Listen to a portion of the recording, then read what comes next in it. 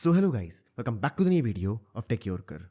In this video, I will guide you with how you can get help with File Explorer in Windows 10 and Windows 11. So first of all, open the File Explorer on your PC. Now here, press the F1 key.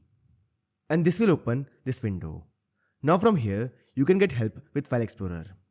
Well, there's one more way to get help. For this, press the Windows key on your keyboard. Now this will open Start menu. Here type Get Help and press Enter to open it. Now here in the Get Help, search for File Explorer. And this will show you all the issues. For example, can't open File Explorer. If I click on it, then this will show you all the articles related to it. So this is how I can get help with File Explorer in Windows 10 and Windows 11. So I hope you find this video useful. And if you do, then don't forget to like this video and subscribe our channel.